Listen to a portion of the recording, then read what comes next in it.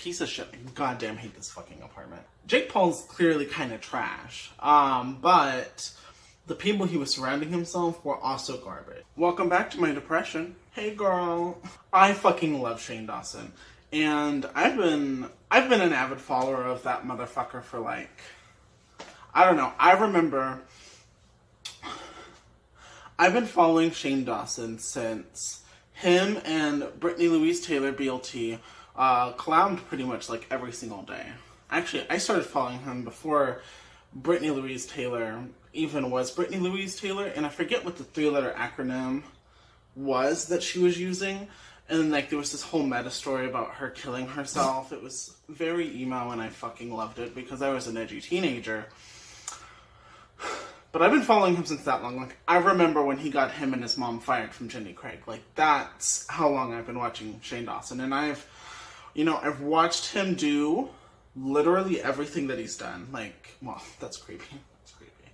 I've watched him from, doing really kind of awkward short movies about him missing a father figure in his life to his super offensive fucking comedy, which largely showcased Shanae a lot, Guadalupe, Aunt Hilda, who are all like characters that aren't like super okay, and like he's felt bad about it, he apologized, it was a whole thing. But I remember from those days, and I watched him all the way through. I remember watching Shane Dawson do the transition into podcasting, and I remember when his secondary channel, which I think now is his main Shane channel, was his daily vlog channel. Yes, Shane was the daily vlogger, and I remember when he stopped doing that because literally all of the people in his life was like, Shane, stop, we're irritating you. Like, you're irritating. Like, I remember that. Which is probably him being, self-deprecating, and I'm sure they weren't as mad at him as he felt like they were, but that's beyond the point of what I'm trying to say. I remember when he came out as bisexual and he broke up with his girlfriend, and I remember that being this huge emotional thing because, one, it was like, okay, Shane's bi. It wasn't wildly shocking, obviously, but it was, something that obviously had to be said, and he had obviously been struggling with it, like, his whole entire life, really, and he talked about it in a very, emotional and down-to-earth fashion, and I'm glad that he could retain friendship with his girlfriend at the time. I think that's kind of cool, and I remember him transitioning into the wacky food, videos that he was doing. The wacky food videos. Not my favorite period of Shane, but also not Shane's favorite period of himself. I remember when that happened. And I definitely stopped watching him as much because I still love him and his sense of humor and his personality a lot. But that content was just... that was a lot of the same reason why I stopped watching Joey Graceffa when I got older, was because it was just kind of, it's really like kid like content, like it's content for children, really. Even though even though his sense of humor is quite offensive and intense and silly, I felt like at the time it was just whatever. And then this last stage of Shane Dawson, where it's just like documentaries and exposés, and he's still doing comedy, but it's not quite the same. Like, it's more like comedy vlogs and like comedy, like ghost catching videos, instead of like the old, offensive skit that he was doing, where it was basically his mom telling him that he never should have been born and how he's not gay or a pedophile. Because, girl, I remember those days. By the way, I got this fan at the Ren Fair a couple days ago.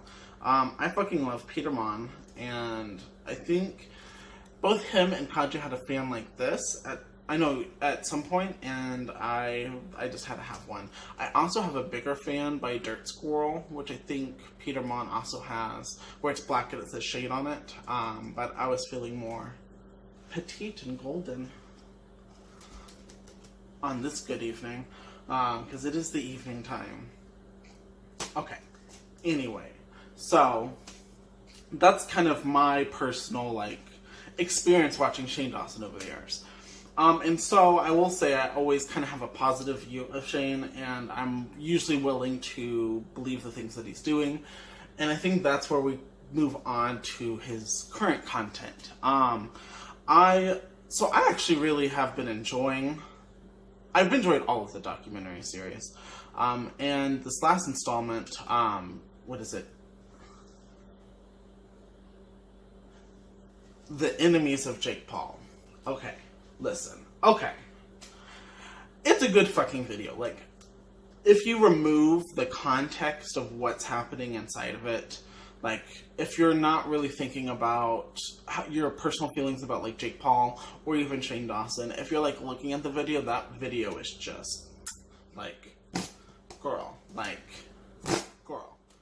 Fantastic. Like, the editing, like, him and Andrew, who is his editor, are just, they know how to tell a story through editing, and they know how to do it in such an approachable and emotionally intense way, and I've always found that to be such a lovely skill that so many YouTubers don't have. I think Julian Solomita also does this, and Jenna, of course, but I think Julian particularly, like, on his vlogs, like, his editing style is just so, like, graceful, like water. And I wouldn't necessarily say Shane and Andrew's style of editing is graceful so much as it's just well thought out. Like, it's very,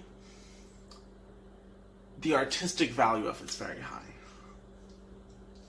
which I think is something to really say. And I don't think a lot of people are talking about it, because a lot of people have been, like, slamming Shane and Andrew, well, mostly Shane, but, you know, obviously Andrew is doing this as well,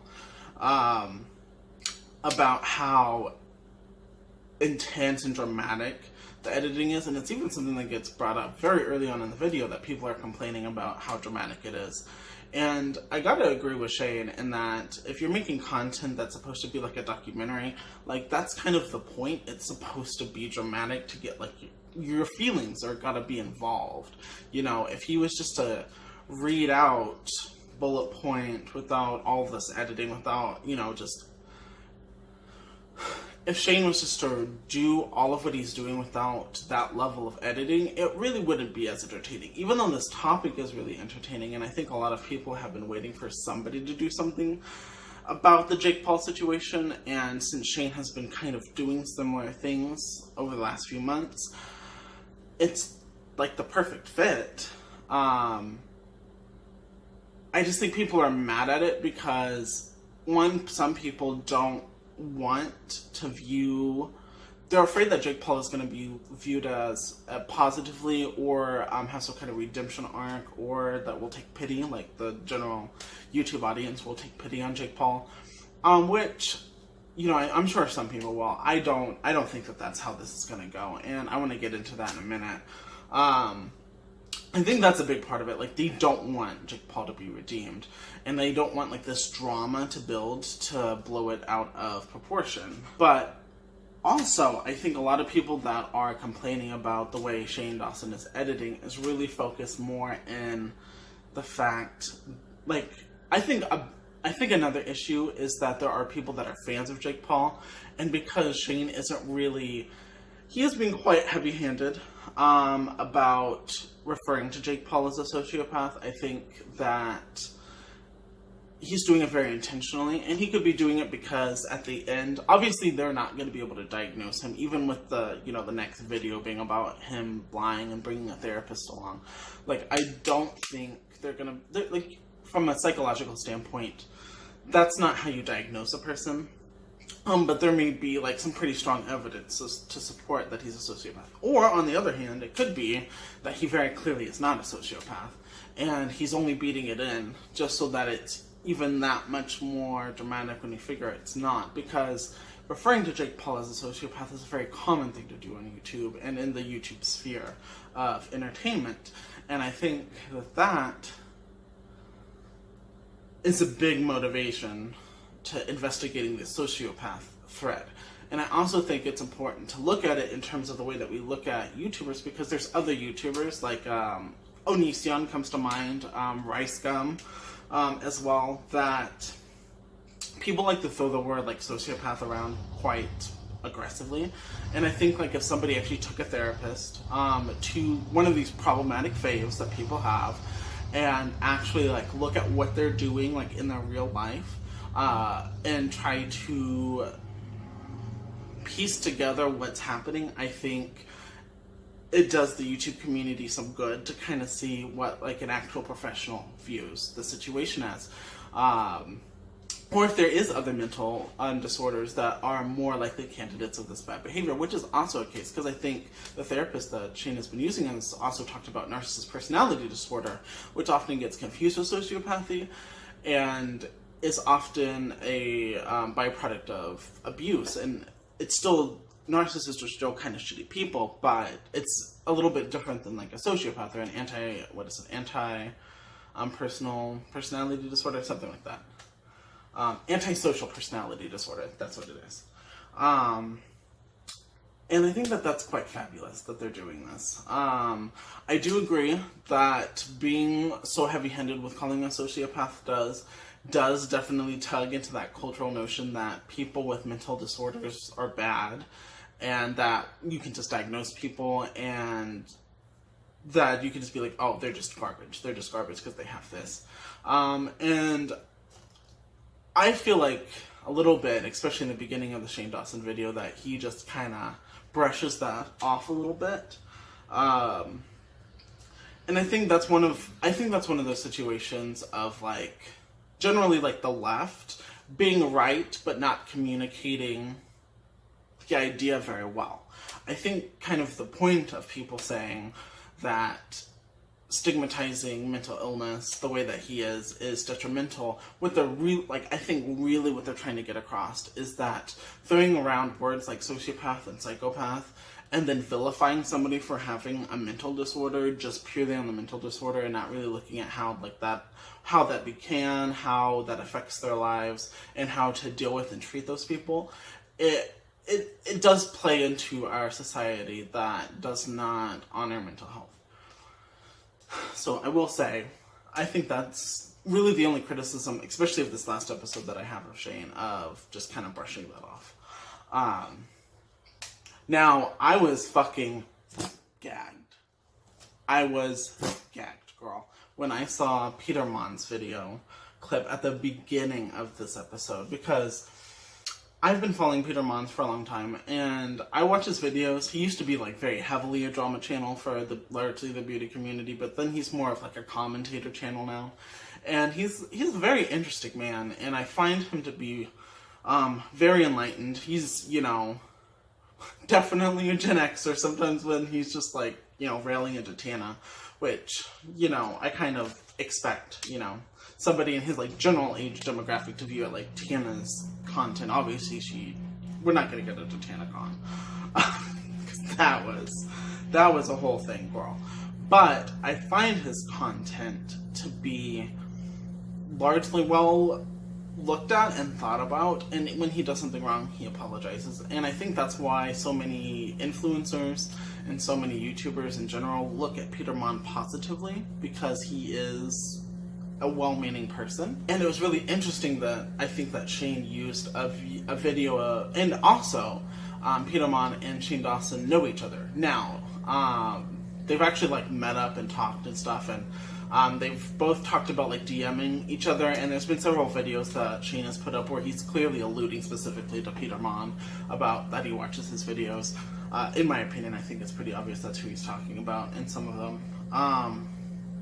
Around like April and May, I think Shane talked about Peter Monn. He subtweeted him through video several times, I think, which I thought was really funny.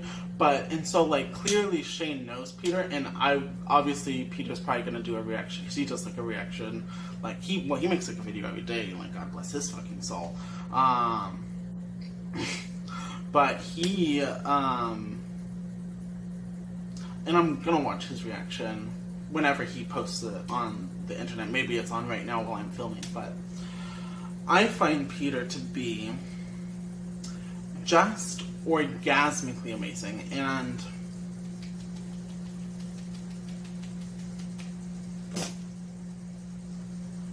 the fact that Shane went in on him, I was like, girl, one, I'm sure Peter knows that it was in the video before it was posted, because they do know each other, and I don't feel like Shane would just totally just be like, Peter's, doing all this. Maybe he did. Who knows? Maybe, but I don't think it would be negatively intentioned, regardless of why he put Peter Monn in the video, basically saying that because Peter said that he was bored with the documentary and that he doesn't care about Jake Paul at all. And I think whatever, doesn't matter. The whole video is very fascinating. I love a clickbait title.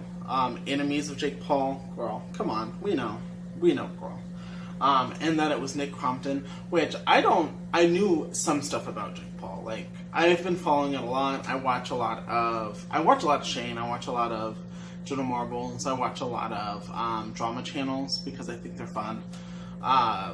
Some of them I find interesting. I think the more commentating-based drama channels are interesting, like Here for the Tea or Tea Spill or oh my god,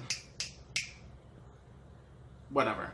Like those ones I think are the most fascinating. Peter Monn is another one that I think is a really interesting drama channel to watch, and has always been an interesting one because they don't seem necessarily malicious. They're just being like, girl, what's going on? Oh my god. And I knew Nick Crompton had a falling out with Tintin and Jake Paul, but I didn't know that there was like some serious beef between them. And I feel like they dramatized it a little bit. Like, clearly, like, the way that Nick Crompton talked throughout that entire video, like, he was like, this is somebody that I care about who is doing things that are negative, and I needed to remove them from my life. And I think that's a super adult thing to do. Like, to be able to have somebody that you care about who is doing not so pleasant things, and for you to think, I need to remove myself from the situation, but that doesn't mean I have to hate them. I don't have to be like, fuck that bitch, but I can be like, I don't want that bitch in my life. Which is very clearly what Nick Crompton was doing in that video. The way that he was conveying himself, like, that was the general of the situation, which I thought was kind of cool.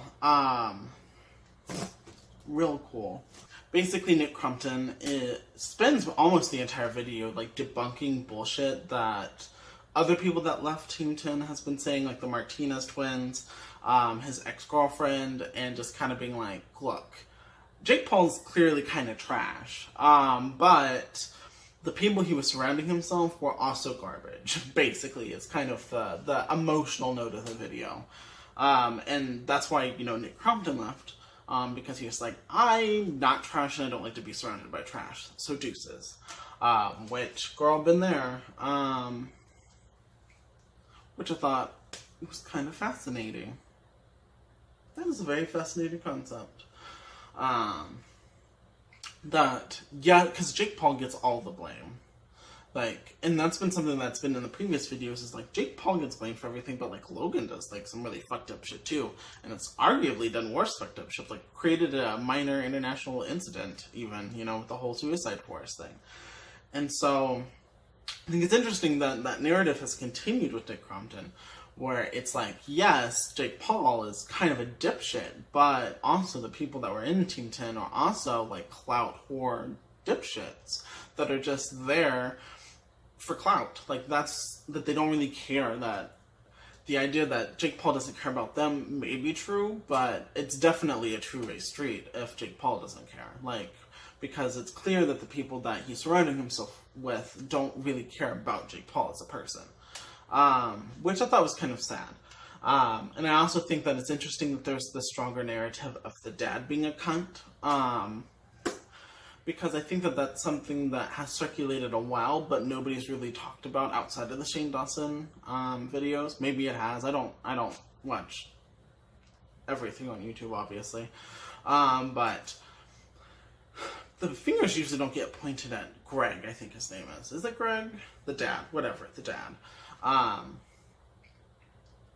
The fingers never get pointed at the dad. And for it to be continuously pointed, I feel like that is the narrative that Shane is trying to put out there, is that regardless of the situation, like, let's focus on, like, the people who raised him and put him in this position. And I think that's why he's had such a focus on, like, Logan and his dad and his mom a little bit. Because, say what you want to about Jake, like, that doesn't happen in a vacuum, you know? And, like, his mistakes are his mistakes. But also realize, just because you put somebody on death row does not mean that every choice that they made was really entirely under their control. You know what I mean? Like, that's just how it is. Life is more messy than that. Which I see a lot of backlash for humanization of Jake, which I think it's fair in that it seems like Jake really is kind of a fucked person a bit. But it's unfair in that to just cast him as, like, this, like, emotionally, like, damaged person and being like, well, you're just bad. And because that's not really true. Like, and it's all your fault, which is also not true.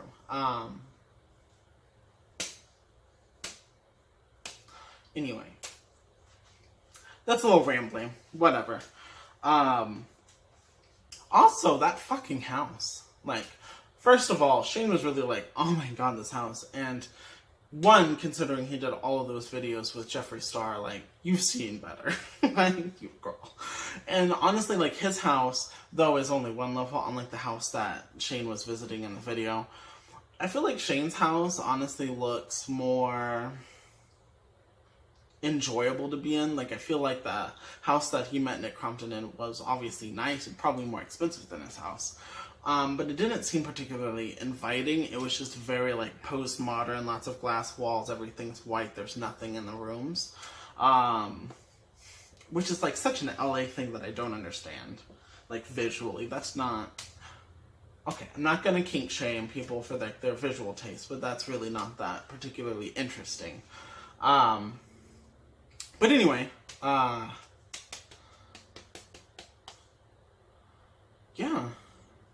I really enjoyed the video, and I thought it was interesting towards the end, where they were joking around about bringing the therapist without Jake knowing, and just kind of evaluating what's going on. I think is kind of an interesting and somewhat novel concept. It is a little, like, more Jerry Springer-ish approach to what he's trying to accomplish, but it's interesting regardless. I know I live in a one-person consent state, so, like, only one person in, like, a situation has to agree to be filmed for everybody to be legally filmed. I don't know what it's like in California. I would assume, given that paparazzis exist there, that they also have a one-person consent law, which is kind of a shitty law, like, if you really want to think about it, but that's, you know, neither here nor there. I also thought it was interesting, the little skit that he did towards the end that was kind of funny about him, like, pretending to hide the camera and record them without telling them at all, which he said he's not actually going to do, and he said mostly as a joke. Because I think something that everybody loves about Shane is his humor. Like, obviously, we're all into him as a person, but ultimately, like, he has such a genius comedy, like, bone in his body. Like, he's just genuinely one of the funniest people on the planet, that when he's doing all of, like, these serious documentaries, like, it's really nice to see the side of him, but we all subscribed for the funny, and to be able to see, like, the funny, especially in such a dark video, is just... But anyway, that's largely my thoughts on that. I can't wait for the next episode on Friday. I'm sure it's gonna be a shit show. Like, I'm sure the internet's gonna, like, fucking implode because of it, because he is gonna actually be with Jake Paul. He even teased that Jake Paul may not entirely like the fact that Shane's doing it, but is just putting up a face just so that people don't ream him for it. Was a little bit of a concept that was a little bit of what I read into it on the little clip at the end. So we're gonna get ready for that. But anyway, that's it. Don't forget to like, comment, subscribe, bell notification, because we all know YouTube is becoming traditional media for some reason. And you all have a good rest of your day.